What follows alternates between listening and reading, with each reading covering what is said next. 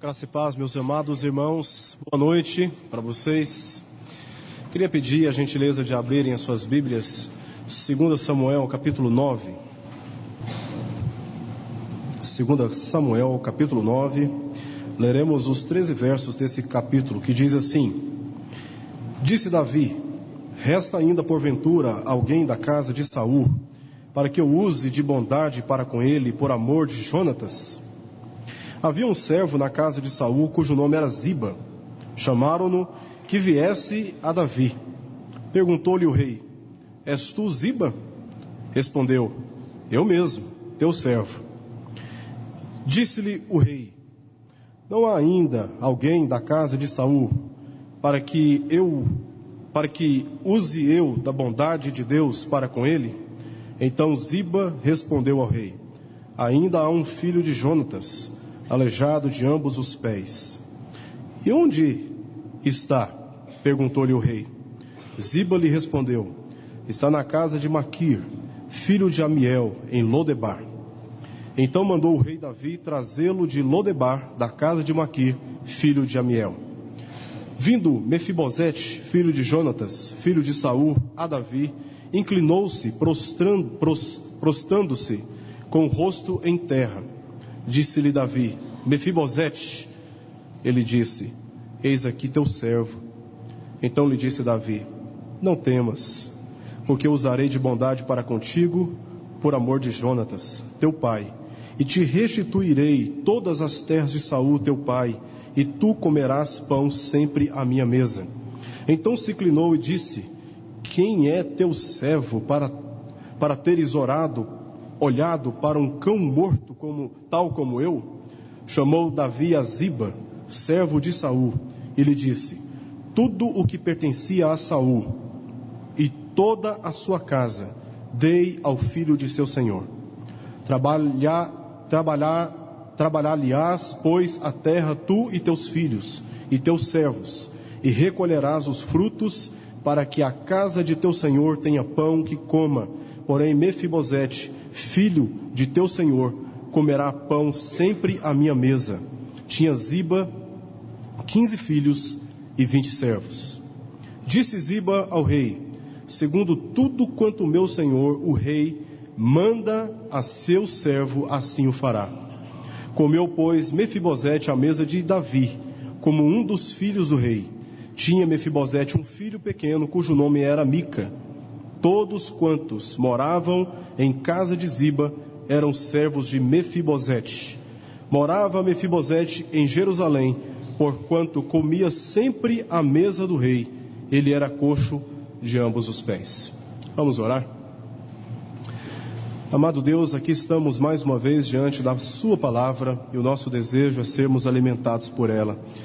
Que o Senhor possa aplicar essa palavra aos nossos corações pela operação do Teu Espírito que está entre nós. É a oração que fazemos nessa noite em nome de Jesus. Amém, Senhor. Irmãos, esta é uma daquelas histórias na Escritura que nos faz lembrar a obra de Deus em nosso favor. Nos faz lembrar, por exemplo, como Deus operou a sua obra de salvação através de Jesus Cristo, destruindo todas as obras do diabo. Esse texto, essa história, para mim uma das mais belas histórias do Antigo Testamento, é uma daquelas histórias que nos faz também lembrar de como Deus se relaciona com o seu povo. Deus se relaciona com o seu povo através de aliança, através de um pacto.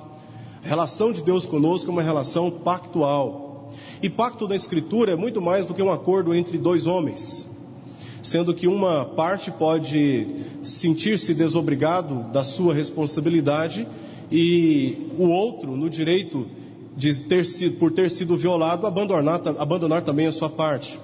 Pacto na Escritura tem a ver com algo que é administrado por uma parte, uma relação que é estabelecida por uma parte e administrada por uma parte. Deus estabeleceu um pacto que é eterno com o seu povo. E esse pacto estava prevendo deveres, responsabilidades, ações de Deus e deveres, responsabilidades e ações do seu povo. Apesar do seu povo negligenciar, violar, transgredir as leis de Deus, Deus continua sendo fiel. E no curso da história, Deus tem sido fiel, cumprindo todas as suas promessas para com seu povo. No curso da história, aqueles que são de Deus têm sido resgatados. E Satanás, o mundo e o próprio pecado, a própria carnalidade que nós carregamos conosco, a nossa pecaminosidade, tem se apresentado diante de Deus como sendo falíveis, quando Deus realmente deseja salvar alguém. Ninguém pode se levantar contra o Senhor. Ninguém pode ir contra o braço forte do Senhor, diz o apóstolo Paulo. Porque Deus estabeleceu um pacto, uma aliança com todos nós. Essa história é uma história que envolve alguns personagens. Saul foi um homem admirável. 1 Samuel capítulo 10, verso 24, diz que não havia na face da terra homem como Saul. Ele era distinto de todos os homens daquela época. E quem escolheu Saul para ser rei não foi o povo, foi o próprio Senhor, que indicou para Samuel aquele que deveria ser ungido rei de Israel. E Saul participou, conduziu o povo de Israel a batalhas memoráveis, num período em que o povo era subjugado, explorado, e as terras de Israel eram invadidas constantemente pelos amalequitas, pelos moabitas, pelos filisteus, pelos edomitas. E esses povos, eles descobriram um meio de produzir armas de metal, enquanto o povo de Israel, nesse contexto, ainda utilizava armas cuja matéria-prima era madeira. Então era um povo muito fácil de ser dominado. E os filhos de Israel habitavam uma terra muito fértil. Daí porque as outras nações, no período de colheita, sempre invadiam e roubavam aquilo que era propriedade dos filhos de Israel. E Saul foi levantado por Deus e venceu batalhas muito significativas naquele período.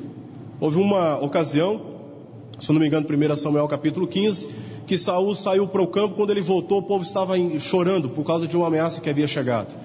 E ele quebra os ossos e diz: assim se fará com toda a nação que se levantar contra o povo de Israel. E naquele dia eles saíram, como diz o texto, como se fosse um homem só, e voltaram jubilosos pelas vitórias que Deus havia concedido naquele dia. Alguém se levantou e disse: espera aí, Saul, quem foi que no dia da sua ordenação te desprezou, dizendo que você não poderia nos conduzir? Traga esse grupo aqui para que os matemos. E Saul disse: não, hoje ninguém morrerá, porque hoje foi um dia que o Senhor nos deu vitórias. Saul foi importante na história de Israel, ele que estabeleceu a monarquia de Israel e conduziu o povo a vitórias realmente muito importantes na sua história. Porém, o coração de Saul se ensoberbeceu e ele se permitiu conduzir pela altivez dos seus próprios pensamentos. E o ponto máximo da sua rebelião contra Deus foi de edificar um altar e exercer o papel de um sacerdote, violando as leis levíticas. Naquele dia, Samuel, dirigido por Deus, o profeta, disse que Deus estava tirando Saul do seu trono. Ele estava perdendo a autoridade de governar o povo de Israel naquele período. Só que o governo de Saul continuou por alguns anos ainda. Deus, através do profeta, ungiu Davi. E Davi cresceu no palácio, se envolveu com Mical, a filha de Saul, e mesmo sendo genro de Saul, ele passou a ser perseguido por causa dos ciúmes, por causa das ameaças que Saul sentia em relação ao crescimento de Davi naquele período. E Davi então passou a ser perseguido duramente por Saul e resolveu fazer um trato com Jonatas, o filho de Saul. Fez parte desse pacto, dessa aliança, que está registrado no capítulo 20 de 1 Samuel, capítulo 20 e capítulo 21, mas especialmente no capítulo 20, verso 42, Davi faz um pacto com Jonatas, dizendo que as gerações futuras de Jonatas seriam oportunamente por ele preservadas, no caso do pai dele, do pai de Jonatas, perder a cabeça e fazer coisas realmente terríveis na nação de Israel. Capítulo 31 de 1 Samuel, nós vemos Saul, uma vez deposto, não do seu cargo, mas deposto da autoridade que estava sobre ele, a autoridade divina. Saul resolveu enfrentar novamente os filisteus, e ele foi derrotado nessa batalha. E naquele desespero todo, ele entra dentro de um recinto e pede que o seu escudeiro o tirasse a vida com a sua própria espada. O escudeiro resolveu não fazer isso, e ele mesmo, naquele mesmo dia, suicidou-se, tirou a sua própria vida. Naquele dia, 3 filhos de Saul foram mortos, entre eles Jonatas. E um filho, aquele alvoroço todo da invasão dos filisteus, Mefibosete, o neto de Saul, foi pego pela sua ama, pela sua cuidadora, e ela, tentando proteger aquela criança, como diz o capítulo 4 de 2 Samuel, aquela mulher pega Mefibosete e sai correndo na tentativa de protegê-lo contra a invasão dos filisteus. Só que ela tropeça e deixa aquele menino cair. Ele tinha idade de 5 anos, como diz o verso 4. E aquela criança sofre uma grave lesão nas suas pernas e passa a ficar aleijada desde aquela idade. O contexto que nós estamos tratando aqui, no capítulo 9 de 2 Samuel, é um contexto em que Mefibosete já não era mais uma criança. Já haviam se passado mais ou menos 7 anos e meio do governo de Davi. Davi já tinha sido empossado como rei da nação de Israel, o novo rei. E esse rei, Davi, com muita equidade, com muita justiça, estabeleceu um governo de paz. Os irmãos sabem que Davi foi o maior guerreiro da história de Israel. Ele enfrentou batalhas muito maiores do que Saul. Por isso ele foi impedido por Deus, por causa das suas histórias de guerras, ele foi impedido por Deus de edificar o templo. E esta edificação foi conferida ao seu filho Salomão. Mas Davi até aqui tinha estabelecido um governo realmente de justiça e de paz.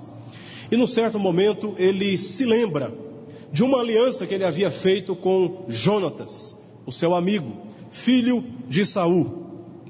E ele pede então que alguém lhe diga se havia restado alguém da casa de Saul, para que ele exercesse bondade. Mais para frente nós vamos conferir ele dizendo que essa bondade seria uma bondade de Deus, não uma disposição apenas dele, um interesse apenas dele de fazer justiça e de abençoar, mas que ele estaria fazendo uso da bondade de Deus para a restauração, para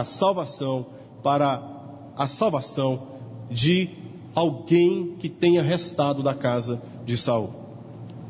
E esta história de Mefibosete é a história que eu gostaria de refletir com os irmãos aqui em pelo menos 2 aspectos. Eu sei que esse texto é um texto muito rico, possui aqui diversas informações, mas nesta noite eu gostaria de falar com os irmãos como tudo muda com o chamado de um rei, ou melhor, com o chamado do rei, baseando-me, é claro, na história de Mefibosete, o neto de Saul, porque essa história tem tudo a ver com a nossa história.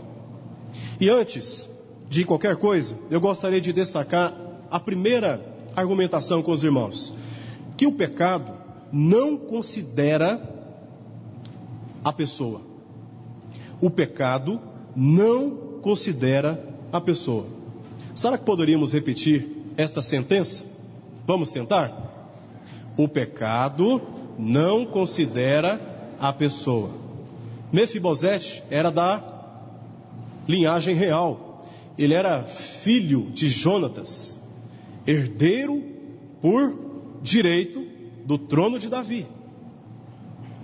Só que os pecados de Davi, os equívocos de Davi, a rebelião de Davi, repercutiu não só sobre a sua própria vida, porque antes dele perder a sua vida com as suas próprias mãos, ele presenciou a morte dos seus filhos. Saul, eu disse? Davi? Desculpa, irmãos. Saul testemunhou a morte dos seus filhos. O erro de Saul repercutiu na vida dos seus filhos e também na vida do seu neto, porque foi por causa dos erros de Saul que agora o seu neto estava na condição em que ele estava.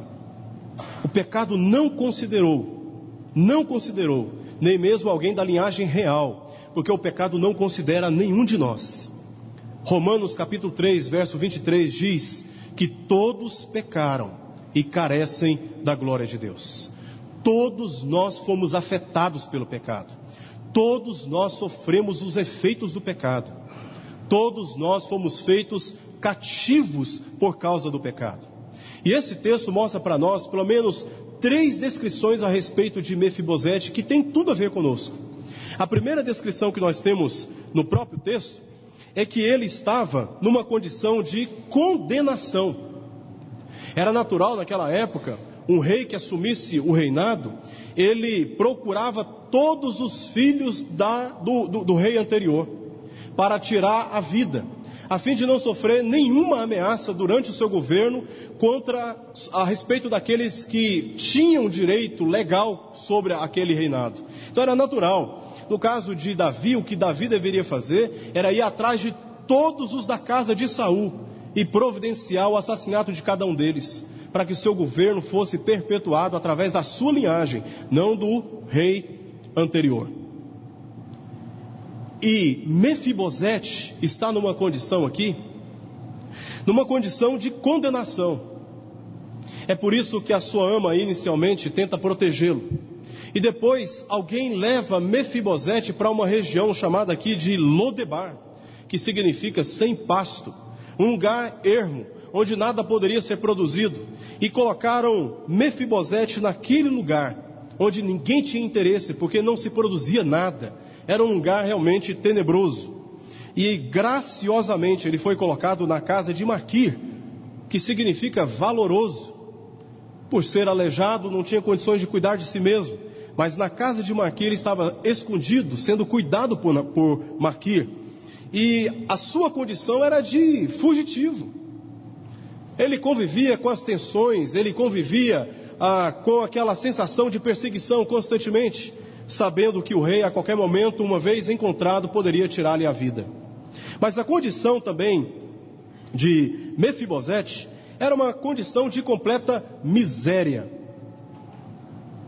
Nós testemunhamos nas ruas da nossa cidade frequentemente pessoas pedindo ajuda, pessoas muitas vezes com deficiências físicas, porque são incapazes, são consideradas impedidas para um trabalho, e elas sem recursos, sem subsídios, sem incentivos do governo, sem a providência do governo, são colocadas e expostas nas ruas da nossa cidade pedindo ajuda.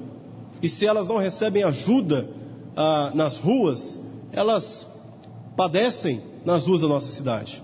O caso de Mefibosete não é um caso diferente. A repercussão dos pecados do seu avô foram tamanhos que Mefibosete aqui agora é encontrado numa situação de completa miséria, assim como o pecado fez com cada um de nós. O pecado, ele veio, tirou a nossa paz, tirou a nossa alegria, tirou a nossa disposição de adorar a Deus. O pecado veio trazendo sobre o nosso coração um peso tão terrível que nenhum de nós pode suportar. Tamanha infelicidade, tamanha desgraça é viver longe do Senhor, longe da presença do Senhor.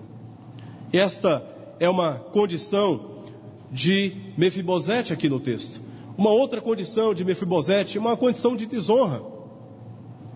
1 Samuel, como nós já lemos, nos narra o episódio em que Saul houvera sido rejeitado por Deus.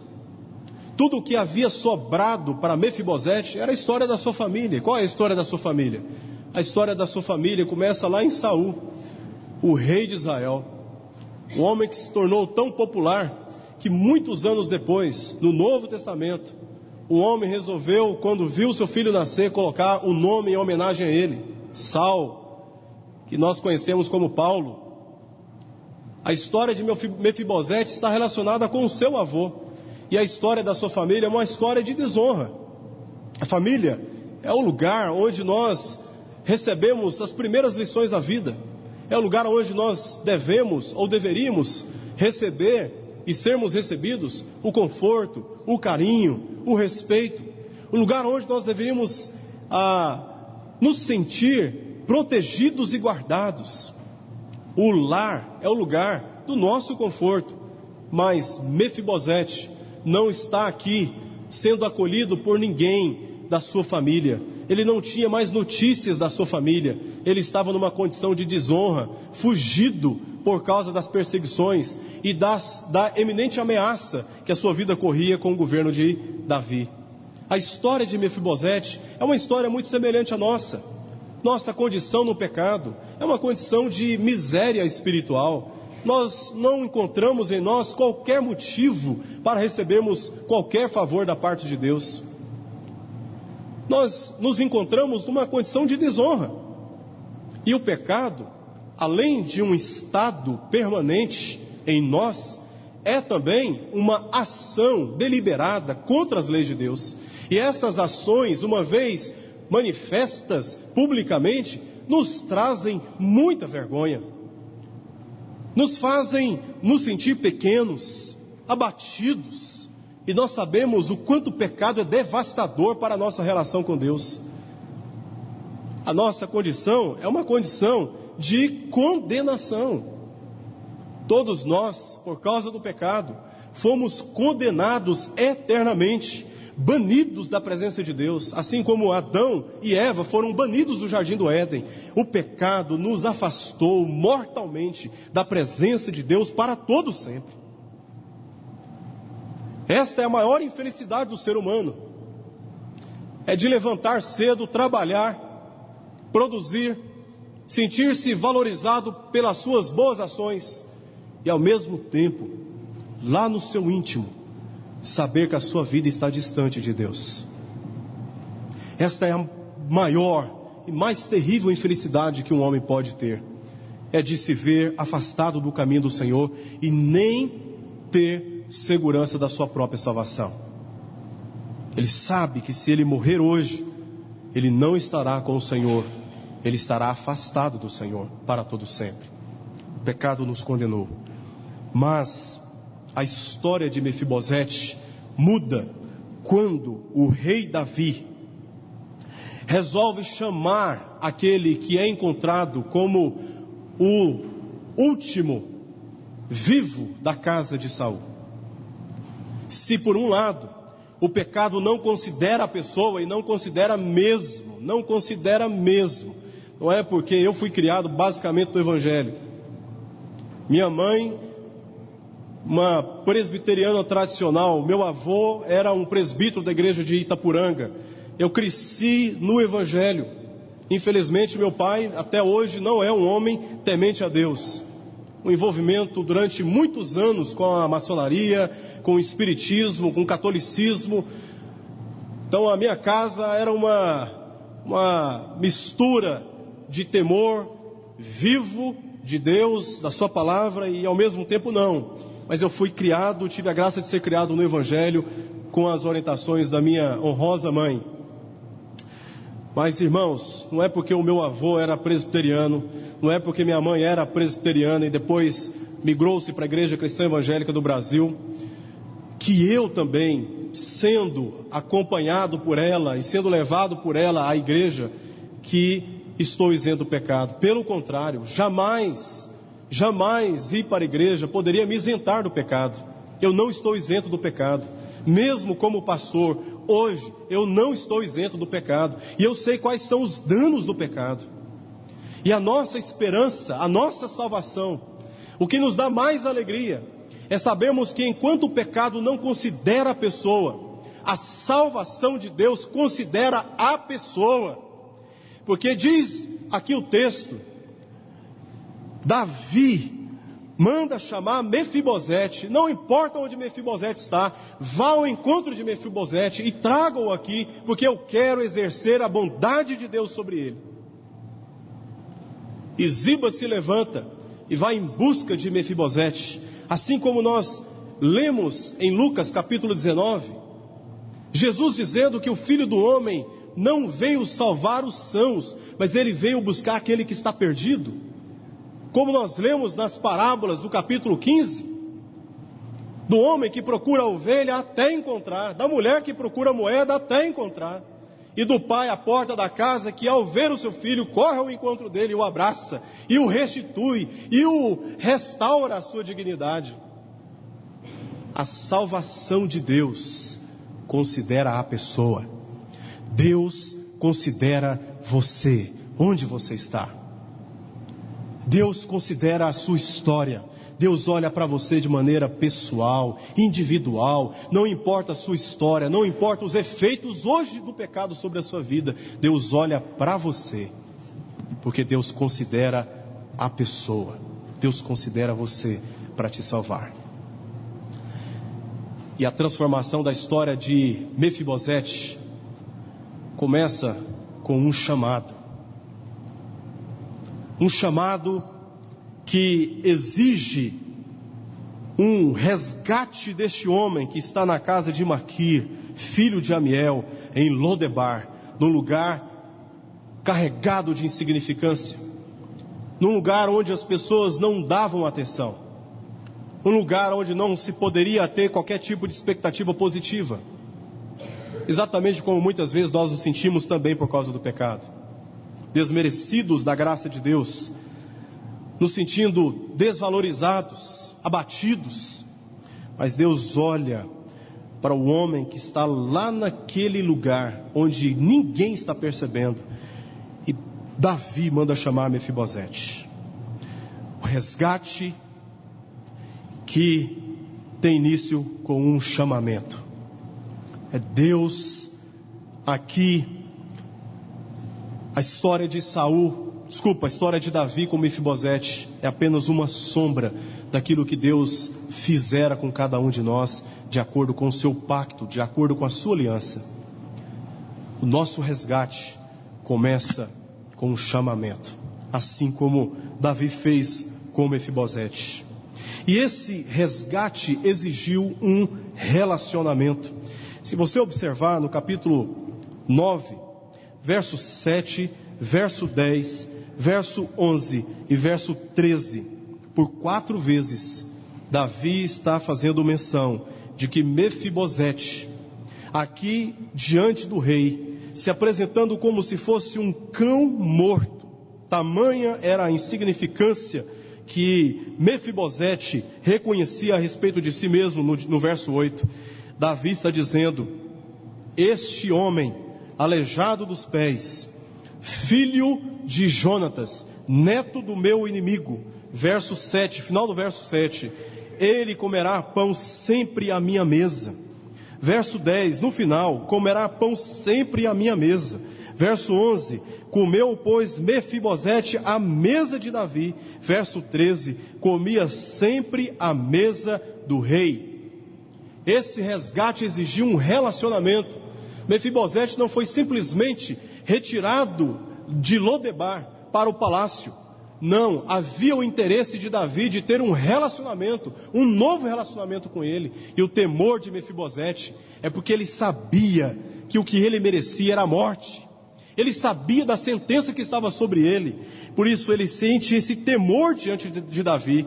Mas Davi lhe diz: não tem necessidade de temer, porque eu usarei, verso 7, de bondade para contigo, por amor de Jonatas. Exatamente como Deus agiu conosco em Cristo Jesus. Foi por amor de Jesus. Foi por amor de Jesus que Ele nos chamou. E por esse chamado nós fomos resgatados. E esse resgate exigiu relacionamento. Tudo que Deus quer conosco agora, apesar do nosso estado, semelhante ao estado de Mefibosete, tudo que Deus quer conosco, pelos méritos do Senhor Jesus, é um novo relacionamento. É um relacionamento. E relacionamento, meus irmãos, salva. O relacionamento de Deus conosco salva. Esse relacionamento, ele é salvífico. Mefibosete não está mais em Lodebar. Mefibosete agora é visto no palácio em Jerusalém, comendo na mesa do rei como se fosse filho do próprio rei. Ele é tratado como filho, ele não é mais tratado como inimigo, porque o relacionamento salvou, restituiu. O relacionamento de Davi com Mefibosete deu a ele todos os direitos que ele havia perdido. Exatamente o que Deus faz conosco, apesar do nosso pecado, apesar da nossa condição. Deus olha para nós de uma maneira pessoal. E o interesse de Deus em Cristo Jesus é de nos salvar dessa condição que o pecado nos envolveu, nos colocou. Esta é uma das histórias mais belas que nós temos no Antigo Testamento, porque é uma história de amor. Davi, por amor a Jonatas, cumpre tudo aquilo que ele havia prometido no seu pacto, na sua aliança. Da mesma forma, o Senhor Deus, por amor ao seu Filho, cumpre tudo o que ele havia prometido na eternidade, e hoje nos concede a salvação. Hoje nos concede a oportunidade, assim como Mefibosete fez, de nos dobrarmos diante do rei e dizer: por que razão dispensaria sobre mim tamanha graça? E o Senhor usa da sua graça, por amor ao seu Filho, sobre todos nós, para nos restaurar dos efeitos do nosso pecado. Deus ama você. Deus quer restaurar a sua vida. Deus quer resgatar você das cadeias do pecado, dos laços do pecado. E se hoje à noite você se identifica com Mefibosete, olha para si e percebe quão distante você ainda se encontra do Senhor. Mas você nessa noite quer dizer: Deus, eu sei que eu não mereço. Eu sei que eu não mereço a sua salvação, mas eu confio na aliança que o Senhor tem comigo, por amor do seu Filho Jesus Cristo. Por isso eu te suplico que nessa noite o Senhor me resgate.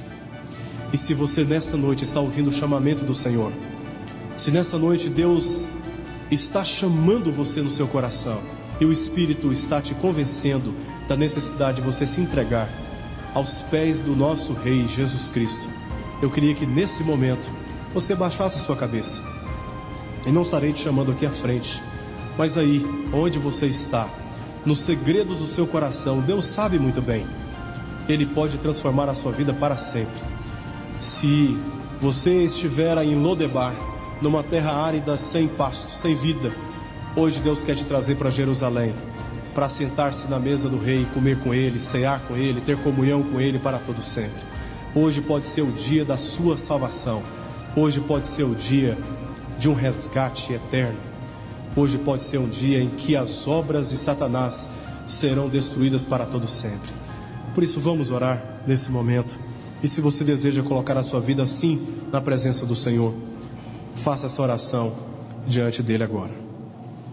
Querido Deus, na sua presença, ó Pai, eu quero me apresentar diante do Senhor como uma pessoa que não merece nenhum dos seus favores. Por eu ser pecador, por eu ser miserável, condenado e desprovido de toda bondade, de toda paz, de toda a alegria do Senhor, mas confiado na aliança do Senhor estabelecida por Cristo Jesus, eu suplico a minha salvação. Que nesta hora o teu Espírito encha todo o meu ser, batizando-me para sempre e me fazendo filho do Senhor, herdeiro das suas promessas. Tenha misericórdia de mim, Senhor, e permita ser hoje eu alcançado pela sua salvação. É o que eu te peço em nome de Jesus. Amém, Senhor.